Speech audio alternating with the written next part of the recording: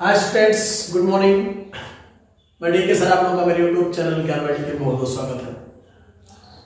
चलिए, मैं tense study में आप लोगों के लिए आज फ्यूचर परफेक्ट टेंस लेकर के आया हूं। क्योंकि ऑलरेडी फ्यूचर टेंस के जो है दो प्रकार में आप लोगों को पढ़ा चुका हूं, वीडियो मतलब बना चुका हूं आप लोगों को, उसको मतलब आप लोग पढ़ भी चुके होंगे, जिनमें फ्यूचर इंडेफिनिट और फ्यूचर कॉन्टिन्यूअस टेंस। उसके तीसरे टेंस में हम चलते हैं फ्यूचर परफेक्ट टेंस की तरफ। और आशा करता हूं कि जो भी वीडियो आप हमारे देख रहे होंगे, सारे कंफ्यूजन अपने आप उनसे दूर कर रहे होंगे इनसे संबंधित।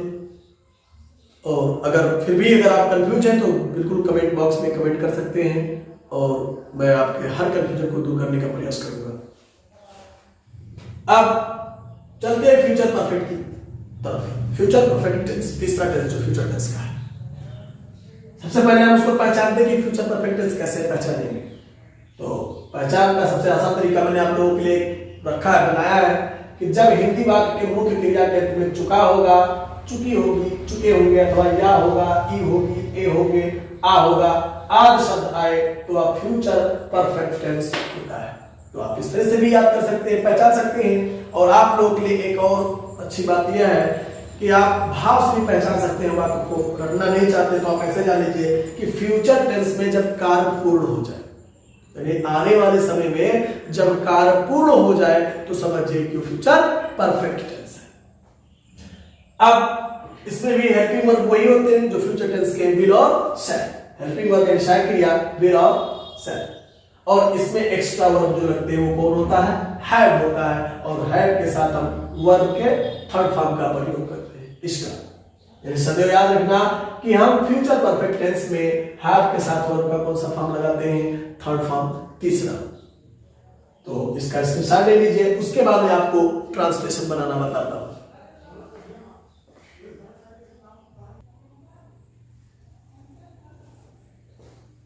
अब चलते हैं फ्यूचर परफेक्ट टेंस के ट्रांसलेशन की तरफ। सबसे पहले देखिए कि फ्यूचर परफेक्ट टेंस जो हमने पहचानने का आपका नियम बताया, उससे अनुसार ये फ्यूचर परफेक्ट टेंस है कि नहीं है। पहला वाक्य है उसने अपना कार्य समाप्त किया होगा। मुख्य क्रिया के अंत में क्या? समाप्त किया होगा। अर्थात अपना कार्य जो है, उसका जो क्रिया है समाप्त करने का, वो कंप्लीट हो चुका है। कब? भूतकाल में। दूसरा है क्या? तुम पौधों को सींच चुके होंगे। यानी भविष्य काल में क्या आप पौधों को सींच चुके होंगे, यानी सींचने का कार्य समाप्त कर चुके होंगे। ऐसे इसमें कि उसने अपना कार्य समाप्त किया होगा। अपना कार्य जो कर रहा था उसने क्या कर लिया? समाप्त कर लिया होगा। कहां? भविष्य काल में, फ्यूचर टेंस। फिर हमने कैसे इसे हल किया होगा? मुख्य क्रिया के अंत में या होगा, या होगा या तब भी फ्यूचर परफेक्ट टेंस हो गया। और पहचान सकते भाव से कि हमने कैसे से हल किया होगा, यानी आने वाले टाइम में हल करने का काम हमने कैसे खत्म किया होगा। अध्यापक अंग्रेजी पढ़ा चुके होंगे, चुके होंगे। पत्र किसने लिखा होगा? लिखा में आ होगा, लिखा होगा, आ होगा, आ होगा, आ गया, तब भी आपका फ्यूचर परफेक्ट टेंस है।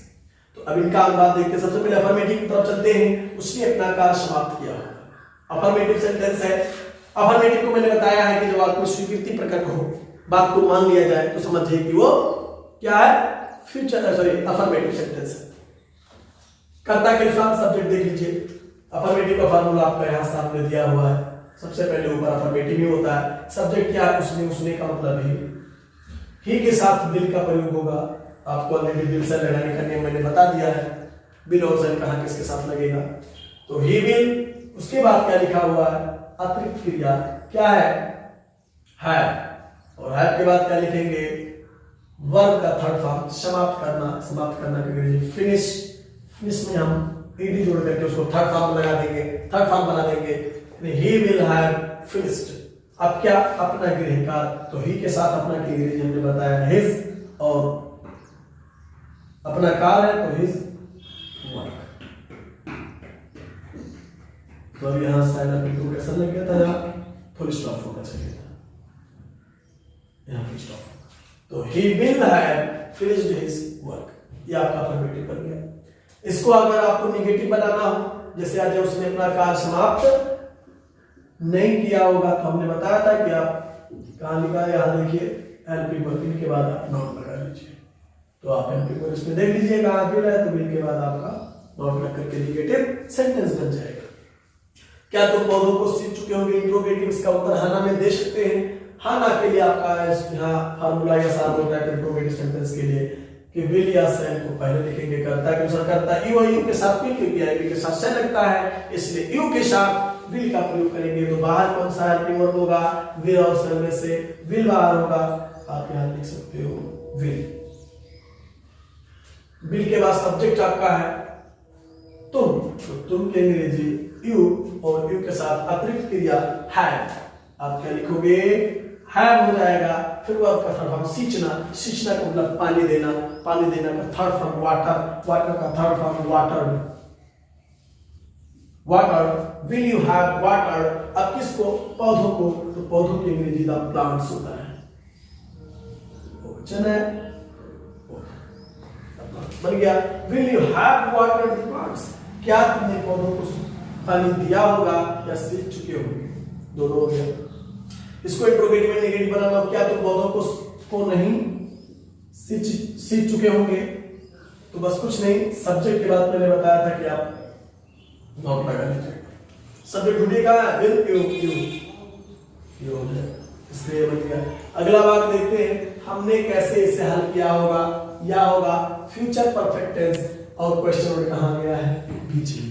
तो जब बीच में आ जाए तो उसका उत्तर हाँ ना में नहीं दे सकते। अगर क्वेश्चन वर्ड में खास करके क्या ही एक अकेला क्या अगर पहले आ गया तो उसका उत्तर हाँ ना में दे सकते हैं, लेकिन कोई भी प्रश्न शब्द अगर हिंदी वाक्य के बीच में आता है तो उसका उत्तर हम हाँ ना में नहीं दे सकते हैं। और उसके लिए हम क्या करते हैं? कोई ना कोई कारण या कोई ना कोई मतलब उसके जवाब में कुछ कहना पड़ता है। तो उसके लिए आपका मैंने बार बार बताया आप लोगों को कि उसके अंग्रेजी हम WH प्रश्न शब्द पहले लिखते हैं। अब कैसे की अंग्रेजी क्या हो जाएगा? हाउ। हाउ के तुरंत बाद आपका क्या है? विल या शैल। सब्जेक्ट क्या है? हम की अंग्रेजी वी के साथ क्या लगेगा? शैल लगेगा। शैल के बाद सब्जेक्ट क्या पता चला? बी के बाद हैव, और हैव के बाद वर्ब का थर्ड फॉर्म क्या है? हल करना। हल करना का थर्ड फॉर्म शाल होता है, उसमें ईडी जोड़ करके थर्ड फॉर्म बना देंगे, शाल हो जाएगा। फिर ऑब्जेक्ट क्या है? इसे के अंग्रेजी दिस बन गया। How shall we have solve this. Negative बनाना इसको, इंट्रोगेटिव एंड नेगेटिव। हमने कैसे इसे हल नहीं किया, मान लीजिए नहीं लिखना है तो आप क्या करोगे? सब्जेक्ट के बाद नॉट लगा दोगे। यहां पर मैंने बताया, देख लीजिए यहां पे सब्जेक्ट के बाद नॉट लगा सकते हो। चलिए अध्यापक अंग्रेजी पढ़ा चुके होंगे, फिर से अफर्मेटिव सेंटेंस आ गया। अफर्मेटिव आ गया तो अफर्मेटिव वाला फार्मूला कर लीजिए। सब्जेक्ट क्या है? अध्यापक, पढ़ाने वाले अध्यापक। अध्यापक अंग्रेजी the teacher. Teacher third person है तो शैल तो लगेगा नहीं, बिल लगेगा। बिल के बाद एक्स्ट्रा वर्ब है, वर्ब का थर्ड फॉर्म पढ़ाना, पढ़ाना का third form teach, taught. Teach first form, second form taught. अब ऑब्जेक्ट अंग्रेजी, तो अंग्रेजी में यही लिख दे रहा हूं, इंग्लिश स्टाइल ऑफ इंफॉर्मेशन। अध्यापक अंग्रेजी नहीं पढ़ा चुके होंगे। सब्जेक्ट के बाद जो आपका हेल्पिंग वर्ब आता है विल और शैल, इसमें विल शैल के बाद नॉट लगा करके इसको आप नेगेटिव बना सकते हो, जैसे आप ऑलरेडी पहले बार में कर चुके हैं। ठीक। अब पत्र किसने लिखा होगा? यहाँ एक वाक्य मैंने आज दिया है आप लोगों को, क्वेश्चन और बीच में किसने लिखा होगा। तो हमेशा याद रखिएगा जब वाक्य में किसने या कौन से प्रश्नवाचक शब्द बने यानी प्रश्नवाचक वाक्य बने, जब वाक्य में किसने आ जाए या कौन आ जाए तो हमेशा याद रखिएगा इनके अंग्रेजी हु होता है, और हु वाले वाक्यों को सदैव अफर्मेटिव के नियम से बनाते हैं। अफर्मेटिव क्या है? सब्जेक्ट। यहां देख लीजिए, तो हम सब्जेक्ट के स्थान पर क्या कर लेते हैं? केवल हु लिख देते हैं, बस फार्मूला भी हो जाएगा। तो कौन के अंग्रेजी क्या लिखेंगे? हु सब्जेक्ट के स्थान पर। अब विल या शैल, तो आई के साथ से लगता है हु कोई भी हो सकता है, इसलिए आप यहां विल लिखिएगा, विल। उसके बाद हैव का अतिरिक्त क्रिया है ये। उसके बाद वर्ब का थर्ड फॉर्म क्या है? लिखना का अंग्रेजी राइट का third form write, wrote. Written object क्या है? पत्र, अ लेटर,